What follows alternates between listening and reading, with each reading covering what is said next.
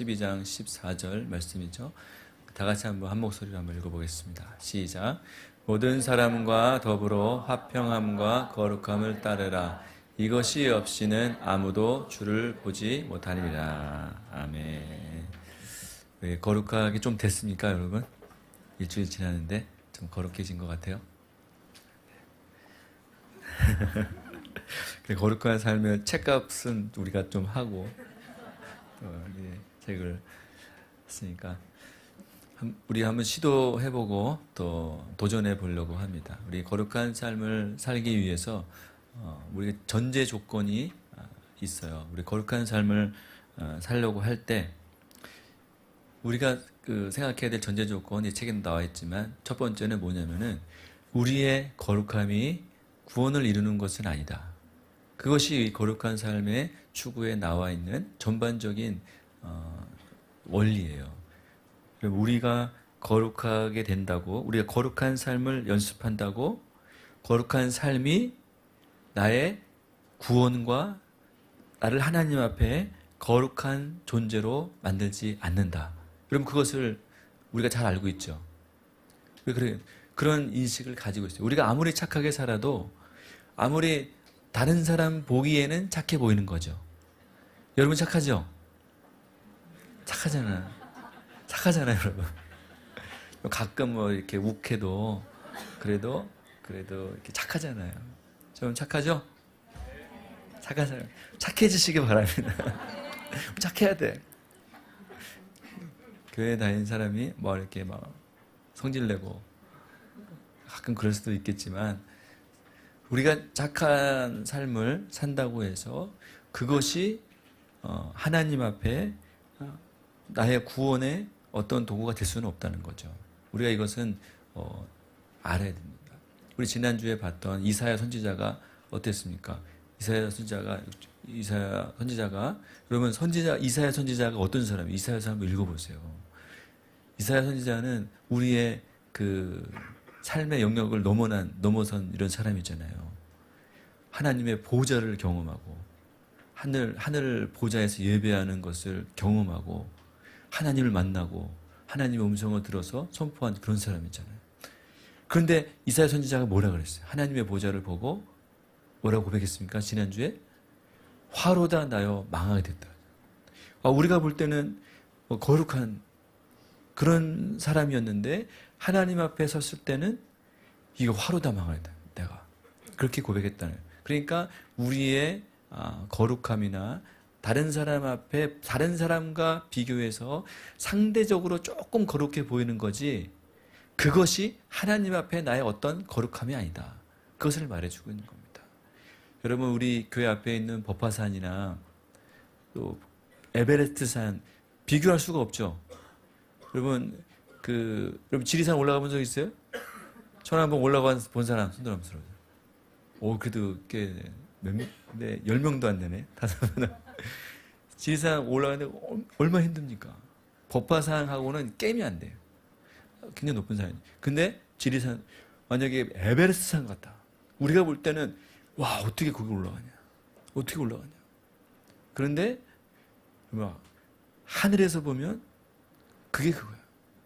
법화산이나 지리산이나 또 에베레스트산이나 우리가 볼 때는 와 대단하다 뭐 그런 것 같지만 하나님이 보실 때는 거기서 거긴 거예요. 우리가 요즘 올림픽 하죠. 100m 100m까지 뛰지도 못하잖아요, 여러분. 못 뛸 것 같아. 100m 예전에 거기까지 달려가 봤는데 거기 못 뛸 것 같아. 가다가 포기하고 그럴 것 같아요. 100m 뛰는 사람은 와, 뭐 손톱같이 달리잖아요. 그 사람 볼 때 나랑 비교하면 어떻게 비교가 안 되잖아. 나는 이제 출발하려고 하는데 벌써 들어가 있는 그런 상태잖아. 하나님 보실 때는 그냥 거기서 거긴 거예요. 그냥 보실 때는 그 사람이 그 사람이고 그런 거예요. 그러니까 우리의 그렇다고 그런 사람 무시하면 안 되죠. 우리의 거룩함이 구원을 이룰 수는 없다. 우리가 이것을 이 책을 보면서 늘 인식을 하고 있어야 된다. 그 다음에 우리는 오직 예수 그리스도의 그러면 무엇으로 우리가 구원을 받느냐? 오직 예수 그리스도를 믿는 믿음으로만 우리가 구원을 받는다. 그것입니다. 우리가 이거 거룩한 삶의 추구 이거 연습하니까 착하게 살아야지. 착하게 살아야지. 거룩하게 좀 살고 연습해야지. 물론 그게 좋죠. 좋은 거지만 그것이 나의 구원이 될 수 없고 오직 예수 그리스도를 믿는 믿음으로만 구원받을 수 있다. 이런 그 믿음을 반드시 우리가 가진 상태에서 이 책을 읽고 연습해야 된다 이거죠. 묵상하고 해야 된다는 겁니다. 그렇다면 뭐 예수를 믿는 믿음으로만 구원받는데 그러면 왜 우리가 거룩한 사람 못해서 사냐?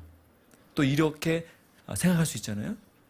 뭐 예수를 믿으면 다 구원받는데 그럼 못하러 거룩하게 살아. 쟤도 뭐 그렇게 사나 이렇게 사나 뭐 그냥 이렇게 교회 열심히 다니나 안 다니나 나의 어떠함으로 구원받지도 못하는데 못하러 이렇게 열심히 아침부터 저녁까지 이렇게 예배드리고 못하러 이렇게 사는 거냐 그렇게 생각할 수 있잖아요. 그렇게 생각할 수 있죠.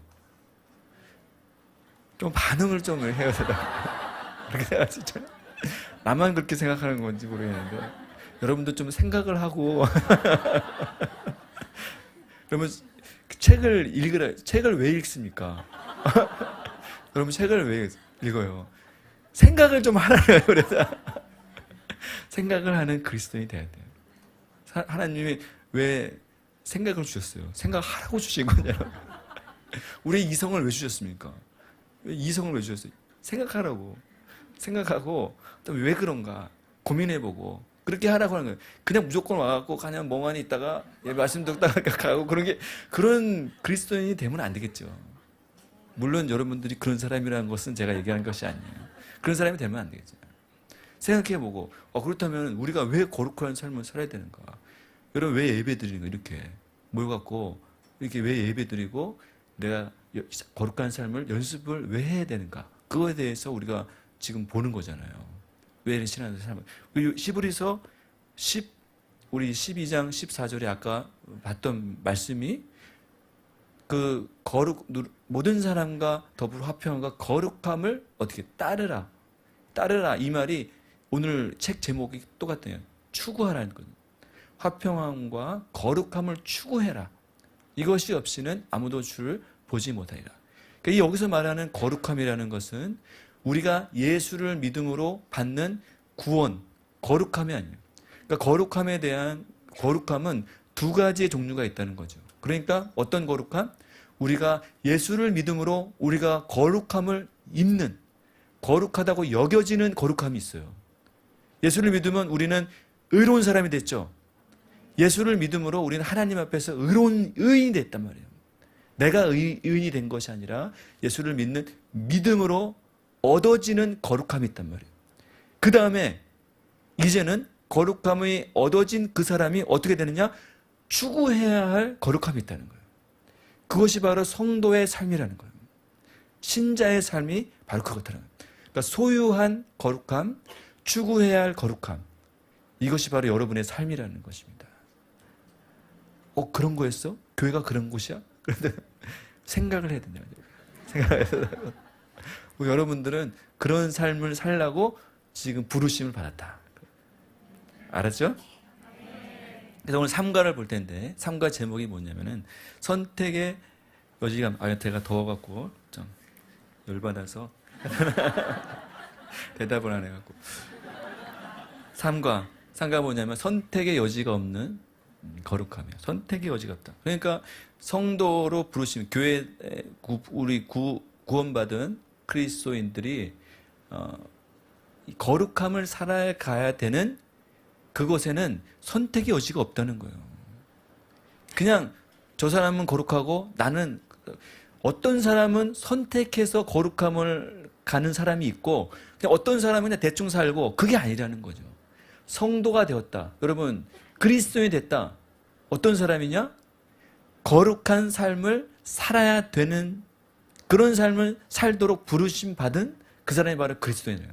여러분은 선택의 여지가 없어. 여러분들의 삶은 이제 거룩한 삶을 살도록 하나님 부르심 받았다. 여러분 큰일 났어요. 여러분들은 선택의 여지가 없어요. 선택할 수가 없어요. 왜 그러냐? 왜 그러냐? 우리가 왜 그러면 이렇게 선택의 여지가 없는 그리스도인, 거룩한 삶을 왜 이렇게 살아야 되는가? 오늘 본문에 4가지로 말씀하고 있는데, 우리가 그러면은 왜 이렇게 거룩한 삶을 살도록, 선택의 여지가 없는 거룩한 삶을 살도록 하나님 부르심 받았는가? 4가지로 책에서 말하고 있죠. 첫 번째는 우리가 성도로 부르심 받았기 때문에 그래요. 여러분들의 부르심이 뭐냐? 성도. 여러분은 교인이 아니에요. 교회 다니는 왔다 갔다 하는 사람, 교회 등록 교인, 그게 아니에요. 교회 다니는 사람이 아니라 성도로 부르심 받아요. 성도라는 자체가 뭡니까? 홀리. 여러분은 세인트라는 거죠. 더 홀리라고 했잖아요. 여기 고린도전서 1장 2절 보세요. 1장 2절에 뭐라고 되어 있냐면은, 고린도에 있는 하나님의 교회, 곧 그리스도 예수 안에서 어떤 사람들? 거룩하여지고, 그 성도들에게 편지하면서 이렇게 교회에 있는 교인들아 이렇게 말씀하지 않죠. 사도 바울이 교인에게, 성경을 보면 사도 바울이 이 서신서를 보면서 성도들에게 교인이다 이렇게 말씀한 적이 없어요. 뭐라고 했냐면 다 예수 안에서 거룩해진 자. 어떤 사람? 성도라고 부르심 받은 사람. 여러분들은 어떻게 부르심 받았냐? 성도라고 부르심 받았다. 거룩한 사람들, 세인트라면 성 권영삼. 이렇게 했다. 여러분 옆에 있는 사람들한테 한번 인사 불러보세요. 당신은 성 신미진입니다. 이렇게 그 사람 이름을 불러서 이렇게.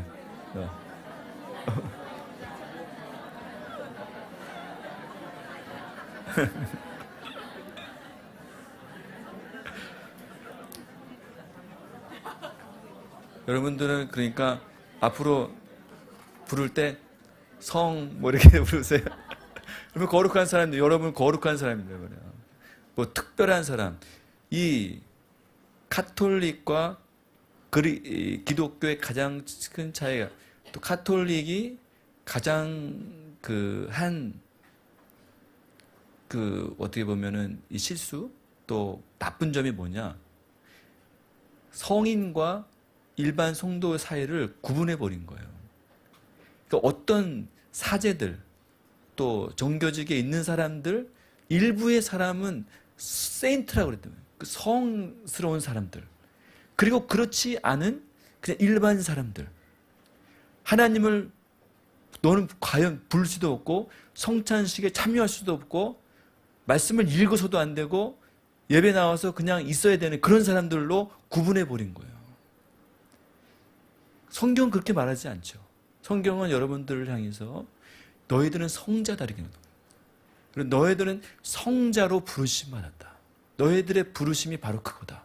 우리 가운데 말씀하고 있는 거예요. 그러니까 여러분들은 우리의 삶을 통해서 평생을 거룩한 삶을 살라고 부르심 받은 사람들이다. 여러분 그런 삶 사시기를 바라겠습니다. 그러니까 우리는 단순히 교회 나오고 또 교회 출석하고 뭐 그런 사람들이 아니라는 거죠. 그러니까 여러분 그리스도인이 된 사람은 거룩한 삶을 살게 된다는 거죠. 거룩한 삶을 누가 살아라 그런 게 아니에요. 예수를 믿으면 어떻게 되는 거예요? 예수를 믿었다. 이 말은 예수를 믿으면 어떻게 돼요? 성령이 우리 가운데 돼요. 성령이 뭐예요?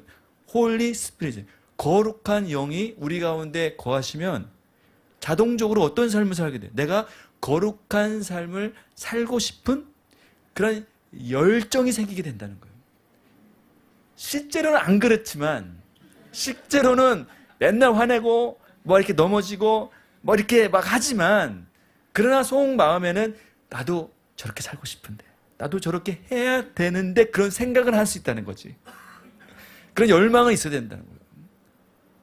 만약에 내 안에 거룩한 삶을 살고자 하는 열정이나 또 주님 나라를 위해서 살고자 하는 열정이나 그런 소망이나 그런 생각이 없다. 그러면 그 사람이 과연 그리스도인인가? 내가 그리스도인인가? 내가 예수를 믿는 사람인가? 한번 생각해 봐야 돼요. 그리스도인이라는 것은 거룩한 삶에 대한 열정을 가진 사람이에요.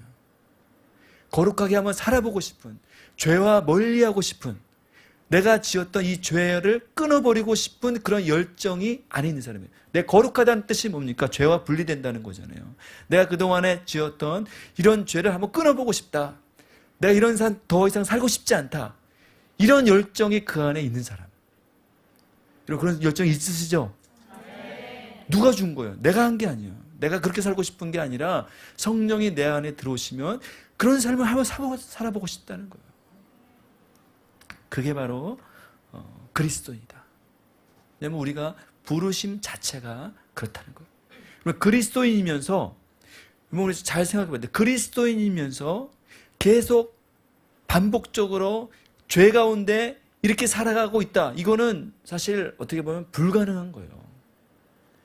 계속 죄 가운데 이런 이전에 지어왔던 그런 죄를 계속 즐기면서 내가 그리스도 예수를 믿는다. 이건 사실 말이 안 되는 거죠. 만약 성령께서 우리 가운데 거하신다면 이런 삶에 대한 계속 이런 삶을 살지 않고자 하는 거룩한 열망을 우리 가운데 주신다는 것입니다. 거룩한 삶을 살기 위해서 여러분 주님을 신뢰하는 그런 사람이 바로 성도다. 우리 디도서 2장 11절 이렇게 한번 보세요. 모든 사람에게 구원을 주시는 하나님의 은혜가 나타나. 이게 뭐예요? 구원받았다는 거죠. 우리가 구원받은 이유가 무엇이냐? 그래서 12절에 보세요. 우리를 양육하시되 경건하지 않은 것, 정욕 버리고 신중함, 의로운 경건함, 이상으로 살고. 우리가 어떻게 사느냐? 우리가 구원받은 이유는 이런 삶을 살기 위해서 하나님 우리를 구원받게 하셨다. 13절 보세요. 복스러운 소망, 크신 하나님 구주 예수 그리스도의 영광이 나타나심을 기다리게 하셨어요. 우리가 구원받은 이유가 왜 하나님이 우리를 그렇게 구원받게 하셨느냐? 우리 속에 이런 복스러운 소망, 하늘 소망을 가지고 살도록 하나님이 이렇게 우리가 이런 삶을 살도록 우리를 불러주셨다. 하나님이 우리를 구원하신 이유, 바로 이렇게 경건하지 못한 이 세상 것들을 버리고 거룩한 삶을 살라고 우리를 부르셨다 말하고 있는 거예요. 이것이 첫 번째예요. 하나님은 우리 부르신 자체가 바로 거룩한 삶을 위해서 불렀다. 특정한 사람, 특별한 사람, 다른 사람, 이런 사람이 거룩한 삶을 사는 것이 아니에요. 바로 내가 그런 삶을 위해서 부르심 받았다. 그것을 인정하시고 그런 삶 사시기 바랍니다. 두 번째는 뭐냐면은 하나님과 교제하기 위해서요. 우리가 거룩한 삶을 왜 이렇게 살아야 되는가? 선택의 여지가 없는가? 그것은 우리가 하나님과 교제하기 위해서. 하나님과 우리 사이에 교제를 막는 것이 뭐예요? 죄죠. 죄가 하나님과 우리 사이를 막았다. 하나님부터 오는 좋은 것을 막은 거죠. 다른 게 아니에요. 이 세상 다른 사람들이 막은 게 아니에요. 내 죄가 하나님과 우리 사이를 막은 거예요. 그러니까 하나님과 교제하기 위해서는 어떻게 돼요? 우리가 죄를 버리고 죄를 멀리하고 거룩한 삶을 연습할 때 하나님과 교제가 되겠죠. 여러분 우리가 왜 이렇게 우리가 창조된 목적이 뭐예요? 하나님과 교제하기 위해서죠. 하나님이 아담과 하와를 왜 두셨어요? 하나님과 교제하기 위해서.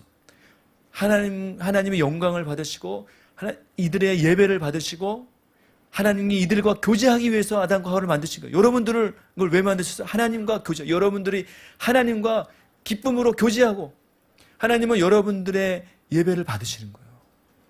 여러분들이 예배를 받고 싶으셔.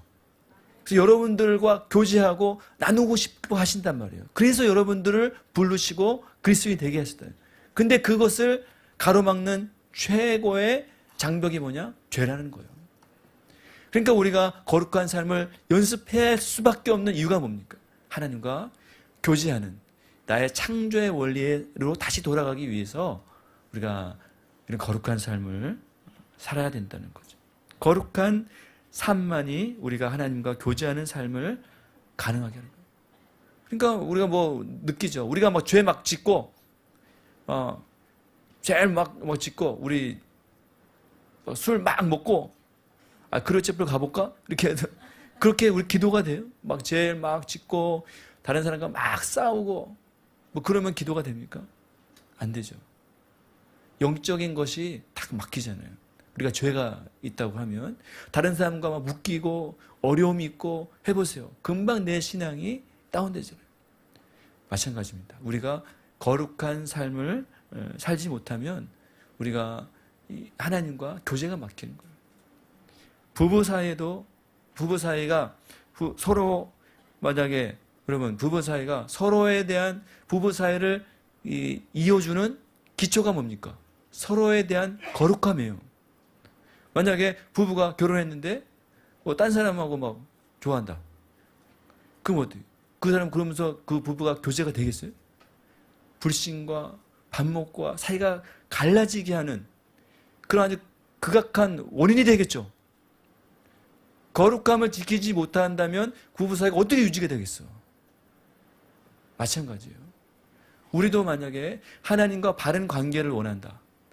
하나님과 내가 하나님을 대해서 거룩한 삶을 살 때 하나님과 우리 사이가 막힌 것이 없이 바른 관계가 이루어지게 된다. 말씀하시고. 그래서 우리 시편 66편 18절 보세요. 내가 나의 마음에 죄악을 품었더라면 주께서 듣지 아니하시리라. 내 속에 죄를 품으면서 악한 마음을 품으면서 기도하고 하나님과 교제하는 이런 삶을 산다. 이것은 불가능한 일이다. 성경이 말해주고 있는 거예요. 세 번째는 우리가 하나님을 섬기기 위해서, 우리가 하나님을 섬기기 위해서 거룩한 삶을 사는 거예요. 우리가 이 땅에서 존재하는 목적이 바로 하나님을 예배하는 거죠. 하나님 예배하는 거예요. 하나님을 어떻게 예배합니까? 그 예배드리면 건 그냥 와서 앉아 있으면 예배 드리는 거예요? 제가 성경에 좋아하는 장이 있어요. 근데 요한계시록 4장에 보면 요한이 하나님의 보좌를 봐서 하나님의 그 천국에서 하나님께 드리는 예배의 현장을 기록한 것이 있어요. 여러분 나중에 그 요한계시록 4장을 읽어보세요. 그 보좌에 하나님이 계시고 그 주위에 네 생물이 있고 그 주위에 24장로들이 자기의 면류관을 들여서 예배하는 아주 환상적인 모습이 그 안에 막 그려지고 있어요. 얼마나 장엄하고 참 위대한 그 장면이 있는지. 그런데 상상을 해보세요. 거기 하나님의 보호자 앞에서 예배드리는 그 모습. 그게 4장이 나와 있는데 8절에 보면 네 생물이 6날개를 가졌고 그 안과 주위에 눈들이 가득. 그러면서 그들이 예배하는 게 뭐냐? 밤낮 쉬지 않고 이르기를 뭐라고 했어요? 거룩하다, 거룩하다, 거룩하다. 이게 예배예요. 하나님께 예배하고 섬기고 봉사하는 게 뭐냐? 하나님의 거룩하심 찬양하는 거예요. 주 하나님 곧 전능하시니 저제도 계셨고 이제도 계시고 장차 오시리라 하면서 하나님을 막 찬양하는 천사들이, 행모들이. 여러분 여러분의 입술을 통해서 이런 예배가 드려지기를 바라겠습니다. 우리가 와서 예배 드리는 것이 와서 뭐 봉사하고 그것도 좋은 거죠. 봉사하고 일하고 뭐 이렇게 하고 하는 거 그거를 떠나서 우리 삶의 진정한 예배는 하나님을 섬기는 진정한 예배는 하나님의 거룩하심을 찬양하는 거예요. 하나님을 거룩하다고 말하는 거예요. 그래서 우리의 삶 속에 이런 거룩함의 예배가 회복될 때, 내 삶의 거룩한 삶을 연습하고 거룩함의 예배가 회복될 때 우리는 진정 하나님을 섬기는 예배자가 되는 거예요. 예배는 악기 찬양하고 노래하는 게 아니잖아요. 뭐 이렇게 노래하고 찬양하고 그런 게 노래가 아니에요. 노래하는 것이 예배가 아니에요. 내가 거룩한 삶을 사는 것이 예배라는 거예요. 여러분의 삶 속에서 어떻게 하나님을 예배하고 찬양하는 이런 삶을 살 수가 있겠습니까?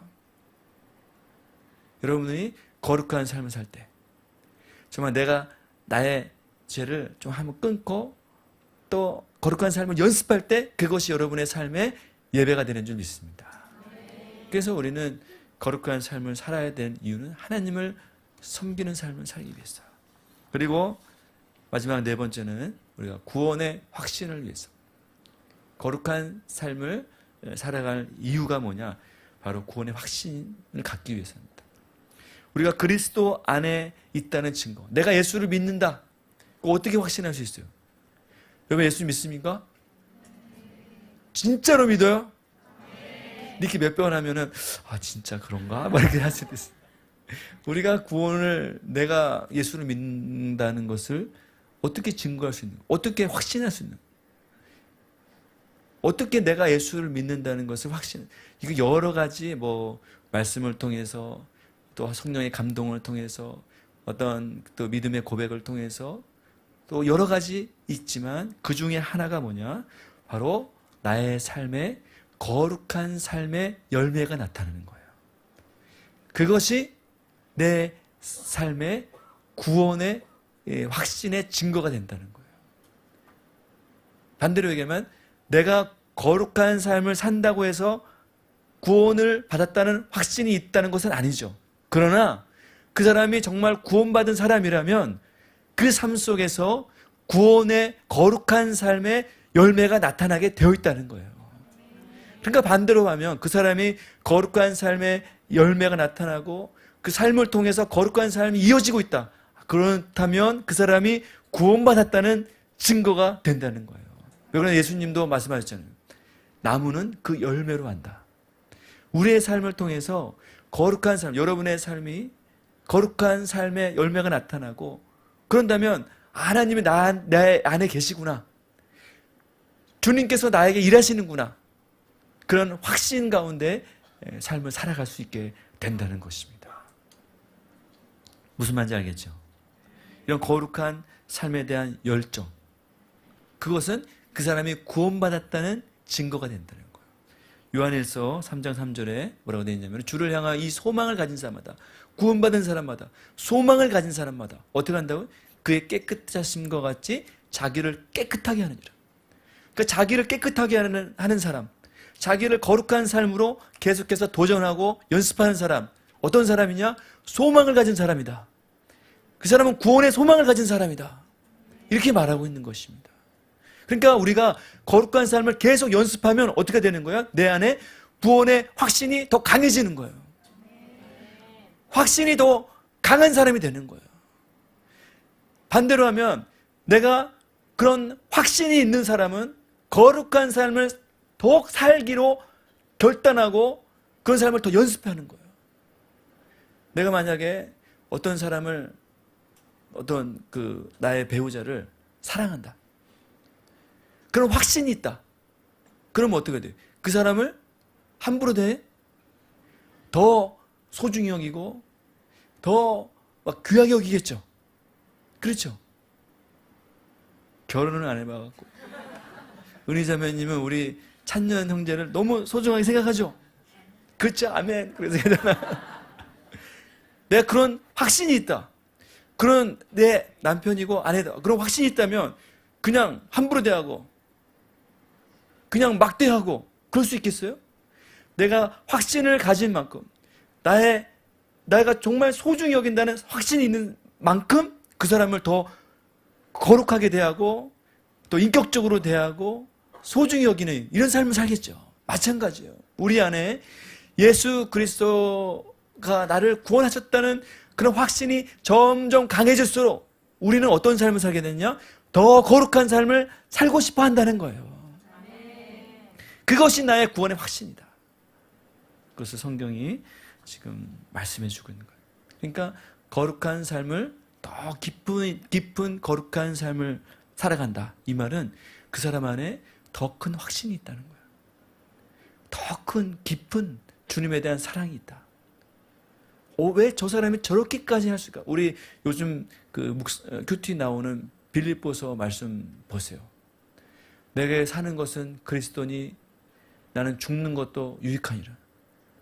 이런 고백을 하잖아요. 바울이 어떻게 저런 삶을 살 수 있을까? 확신이 있기 때문에. 그런 확신이 있으니까 감옥에서도 나는 내가 죽으나 사나 나에게는 아무 상관이 없다. 나는 죽어도 괜찮다. 나는 죽는 것이 더 유익하다 그랬어요. 우리 같으면 어떻게? 어떻게든 살라고. 저 좀 살려주세요. 저 좀 꺼내주세요. 살고 싶어요. 나가고 싶어요. 그렇게 할 것 같죠. 우리들 같으면 그렇게 할 것 같아요, 진짜. 그러나 바울은 죽음을 초월했어. 사나 죽으나 나는 죽는 게 내가 더 유익하다. 난 빨리 주님을 보고 싶다. 아무 일 없다. 나는 내가 유익하던 것은 다 배설물력이다. 어떻게 그런 삶을 살 수 있어? 바울은 대단하다. 나도 그렇게 살아야지. 살 수가 없죠. 우리 안에 그런 확신, 그런 확신이 점점 증가할 때, 그 믿음이 증가할 때 우리는 더 거룩한 삶으로. 여러분, 확신이 있다. 더 큰 믿음이 있다. 그것은 다른 사람을 이렇게 강요를 하거나 다른 사람들에게 위협적이거나 공격적이거나 큰 일을 하는 게 아니에요. 내 안에 큰 확신이 있다. 나 이런 확신이 있어. 내가 확신이 있다니까. 이런 사람이 아니에요. 확신 있는 사람, 어떤 삶을 살아요? 더 거룩한 삶을 살아요. 더 정결한 삶, 더 순결한 삶, 그런 삶을 살게 된다는 거죠. 그런 삶을 사시기를 바라겠습니다.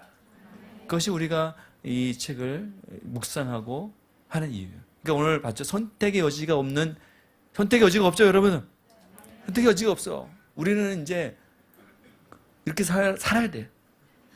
다른 이렇게 기웃거리지 마시고, 딴 게 뭐 있나 이렇게 보지 마시고, 우리는 이제 여러분들은 딴 데 갈 생각하지 마세요.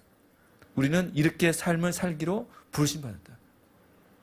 4가지. 왜 우리가 거룩한 삶을 살아야 돼요? 성도로 부르심 받았기 때문에. 또 2번째는 하나님과 교제하기 위해서. 또 섬기기 위해서. 또 우리의 어떤 구원의 확신을 위해서 거룩한 삶을 살아갈 수밖에 없다. 이렇게 말했습니다. 이번 한 주간 한번 묵상해 보시기 바라겠습니다. 마지막 4관은 그리스도의 거룩하심에 대해서 또 책이 얘기해 주고 있어요. 우리가 우리의 거룩하심을, 우리의 거룩한 삶을 연습하고 또 추구하고 이 삶을 살려고 할 때 무엇보다 우리가 먼저 생각해야 될 것이 뭐냐? 그리스도의 거룩하심에 대해서 생각해 봐야 돼요.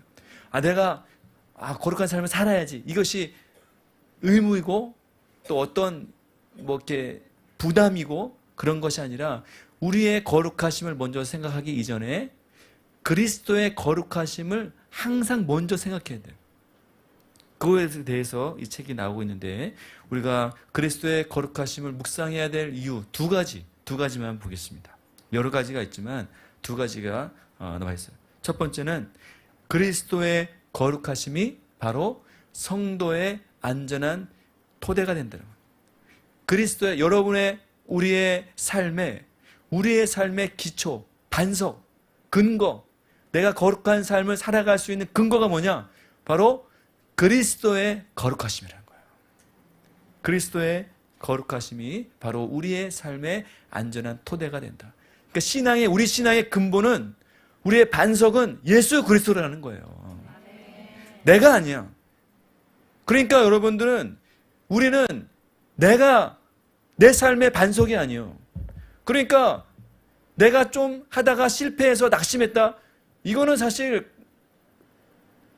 그래서는 안 되는 거죠. 왜? 내 삶의 기초와 반석은 내가 아니에요. 내 삶의 안전한 토대는 예수 그리스도라는 거예요. 그래서 내가 어떠한 일이 있어도 낙심하지 않을 이유, 어떤 일이 있어도 좌절하지 않고 실패하고 완전히 엎드러지지 않을 이유가 뭐냐? 우리의 신앙의 기초와 반석은 예수 그리스도이시기 때문에 그렇다는 거예요.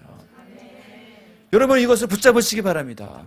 여러분들이 거룩한 삶을 이제 연습한다고 이제 하려고 할 때 아마 교회를 나가서 운전하다가 바로 이렇게 싸울 수도 있어. 차 박아갖고 AC 하면서 이렇게 할 수도 있어요. 또 내일 출근해갖고 이렇게 또 스트레스 받고 이렇게 할 수도 있어요. 그렇게 할 수도 있어요. 그러나 여러분들의 나의 거룩한 삶의 안전한 토대는 어디냐? 내 자신이 아니에요. 내 자신이 아니에요. 여러분은 언제나 실패할 수 있다는 것을 인정해야 돼요. 우리의 기초, 우리의 토대는 오직 예수 그리스도라는 것이요. 예수님이 이 땅에서 어떤 삶을 사셨느냐? 히브리서 4장 15절을 보세요. 우리에게 있는 대제사장은 우리의 연약함을 동정하지 못하실 이가 아니요. 예수님이 우리의 연약함을 이 땅에 오셔서 예수님이 그러니까 어떤 삶을 사셨느냐 이거에 대해서 말씀하고 있는 거죠. 예수님은 우리의 연약함을 동정하지 못하실 이가 아니요. 무슨 말입니까? 예수님은 우리의 연약함을 다 아신단 말이에요. 경험했다는 거예요. 예수님이 우리의 연약함을 어떻게 알아요? 예수님이 이 땅에 나와 같은 육신을 입고 오셨기 때문에 내가 겪는 연약함을 그것이 무엇인지 안다는 거예요. 여러분들이 어떤 슬픔을 또 아픔을 좌절을 이런 것을 경험했는데 그런 생각 가질 때가 있잖아요. 아, 나는 지금 회사에서 잘려갖고 다 막 이렇게 마음이 아파. 그런데 옆에 있는 애는 한 번도 그런 경험을 해본 적이 없어. 근데 그런 애가 날 보고 괜찮아, 하나님이 위로하실 거야. 그럼 어때? 그 위로가 돼요? 하나도 위로가 안 되지. 니는 잘 나가니까 그러지. 전혀 이해가 위로 공감이 안 되잖아. 그런데 어떻게? 맨날 시험도 떨어지고 막 이렇게 어렵고 그런 사람이 막 은혜 가운데 괜찮아, 하나님이 함께하실 거야. 그러면 그런 말이 막 위로가 되잖아. 그런 사람 겪은 사람들을 보면 위로가 되잖아. 그런데 하나님이 예수님이 지금 그렇다는 거예요. 예수님이 우리의 연약함을 동정하지 못할 시가 아니라 여러분들이 겪는 어려움이나 좌절 예수님은 모르시지 않는다는 거예요. 왜냐하면 모든 일에 우리와 같이 시험을 받았다는 거예요. 예수님이 이 땅에 오셔서 오늘도 시험을 받으신 예수님 세 가지 이 땅에서 겪어야 될 여러분들이 겪고 있는 현재의 삶 속에서 겪고 있는 모든 시험들을 예수님이 이미 경험하셨다는 거예요. 이 땅에서. 그러나 뭐가 없어요? 죄는 없으신 분이라는 거예요. 이것이 우리의 신앙의 토대가 돼요.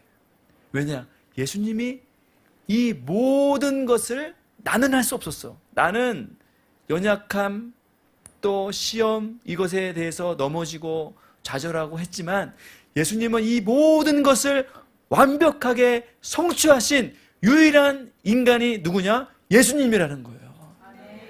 이 땅에 오셔서 율법의 요구를 온전히 완성하신 분이 바로 예수님이기 때문에 그 예수님이 내가 져야 될 율법의 요구를 모두 완성하셨다. 그것이 바로 나의 신앙의 안전한 토대가 된다는 거예요.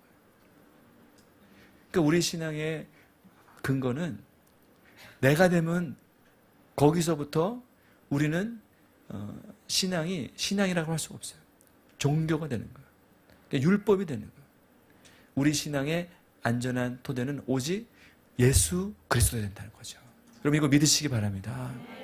날마다의 삶 속에서 예수님도 나처럼 이렇게 어려움을 겪으셨지만 물론 예수님이 내가 겪는 것을 회사에 다니신 분도 아니고 내가 운전하신 분도 아니고 그렇게 적용하는 사람은 없겠지.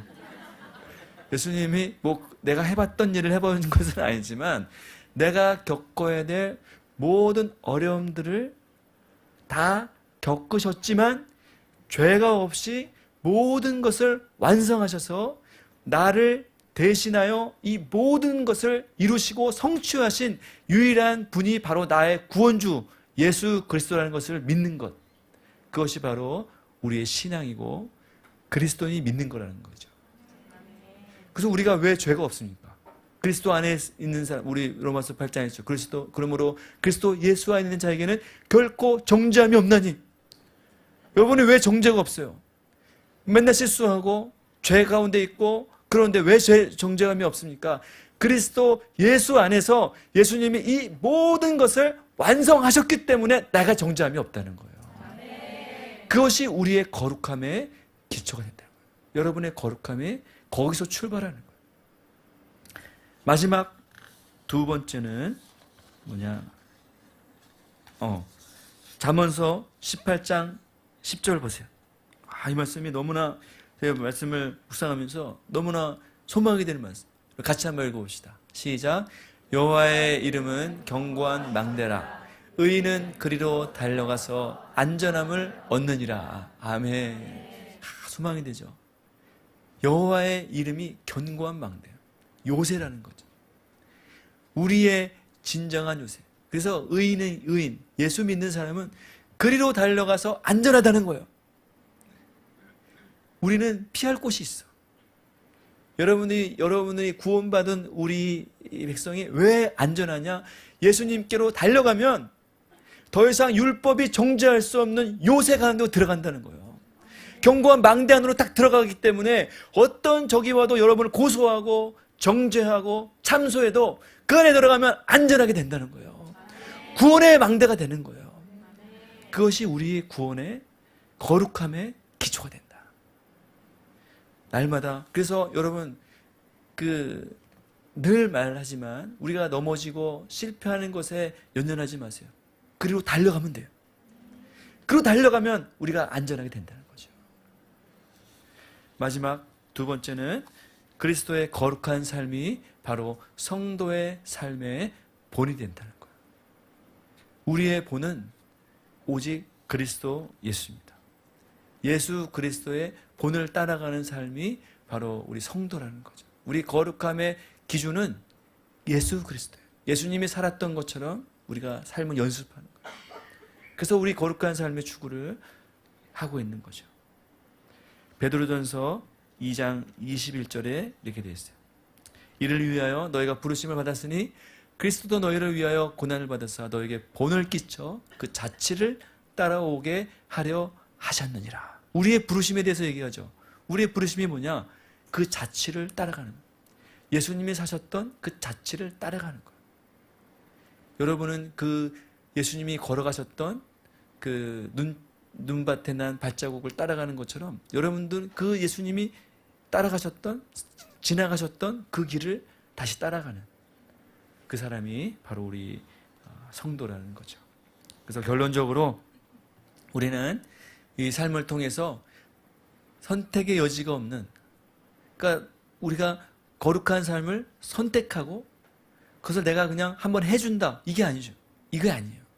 우리의 삶은 거룩한 삶을 살아야 되는 의무가 있는 거예요. 그것이 성도예요. 여러분, 이런 삶을 도전해서 날마다의 삶 속에서, 그래서 아무 생각 없이 그냥 세상 돌아가는 대로 그냥 지하철에 손잡이 잡고 이리저리 흔들리는 그런, 이게 뭐 이게 그냥 일로 가면은 어딘가 그냥 이렇게 그 휩쓸려서 저 갔다가 저기 가면 또 절로 갔다가 그런 인생이 아니라 내가 분명한 목적과 의미를 가지고 사는 그런 인생이다. 내가 거룩한 삶을 한 날마다 삶을 연습하고 살아가는 그런 삶으로 나를 부르셨다. 그 생각하고 주님 앞에 연습하는 그런 저와 여러분 되시기를 바라겠습니다.